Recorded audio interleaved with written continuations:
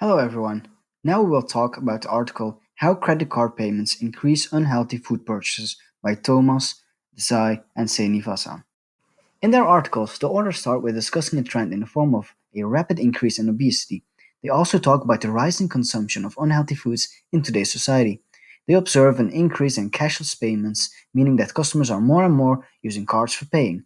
Looking at these developments, the authors have decided to look into the effects credit cards payments have on food purchases. The authors then dive deeper into background theory, discussing previous studies and findings such as that unhealthy foods trigger impulsive purchasing urges. They explain that this is mainly due to the desire activated by emotive imagery and sensations. The authors then discuss that mode of payment can influence decisions to purchase vice, so unhealthy or impulsive, foods. They say that paying in cash should feel more painful than paying by card. They claim that the pain of paying cash can curb the impulsive responses and reduce purchasing behavior of vice products. Based on this background theory, the authors have developed three main hypotheses. First, the number of unhealthy and impulsive food items in the shopping basket will be lower when consumers pay in cash than when they pay by credit cards.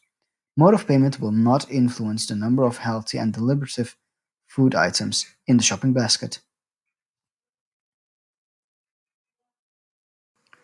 The second hypothesis is both credit cards and debit cards will reduce pain of payment and thus increase purchases of vice products. The third hypothesis is the vice regulation effect of cash payments will be stronger for consumers who are more sensitive to pain of payment. To test these hypotheses, the authors have conducted four studies. In study 1, the authors tested whether consumers buy more impulsive and unhealthy foods products when they pay by credit card than when they pay in cash. They collected and analyzed data of payment methods and what kind of products have been bought by these payment methods, using 100 different product categories. The results are consistent with hypothesis 1 and 2, meaning that both credit cards and debit cards have significant positive impact on the impulsiveness and unhealthiness of the product bought. In the second study, the authors tested whether mode of payment influences choice of product type. Using a mixed factorial design, the authors studied what type of products participants choose when looking at the method of payment they have. Half of the participants have a credit card, whilst the other half must pay cash. We can see that for Vice products, participants spend much more using cards than using cash. We also see that for Virtue products, these numbers are quite equal, however, card payments are a bit higher. Looking at the general spending, we see that Virtue products are chosen more than Vice products. These results are consistent with hypothesis 1. In study 3, the authors are testing whether pain of payment mediates the effect of product type on vice products, whilst also testing whether inattention to prices plays a role in reducing pain of payment for credit card users. The authors used a similar setup here as in the second study, however, they moved from a laboratory environment to an online environment using questionnaires. The testing procedure was the same, with only one minor difference being that the 20 products shown were in different orders for each participant. Immediately after the shopping task, the participants were asked to recall how much they spent on the items chosen and some other general lifestyle questions.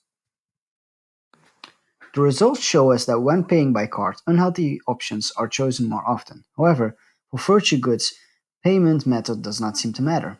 The authors also found that the pain of paying in cash reduces the proportion of vice products being chosen, and they also found that painlessness of paying by card is not due to price neglect, and that even when participants pay attention to price, paying by card reduces pain of payment. In study 4, the authors are testing whether the effect of cash on impulse control will be stronger for tightwads than for spendthrifts. The method they used is that the participant had to do the similar task as in the previous study, but were eventually also categorized as either spendthrifts or tightwads. The results show us that when using cash payments, tightwads spend less on vice products than spendthrifts.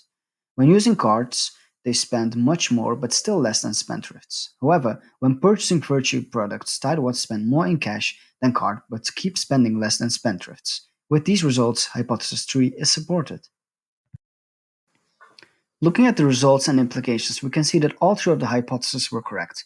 We can conclude that paying by card significantly increases the amount of Vice product bought, whilst decreasing pain of payment.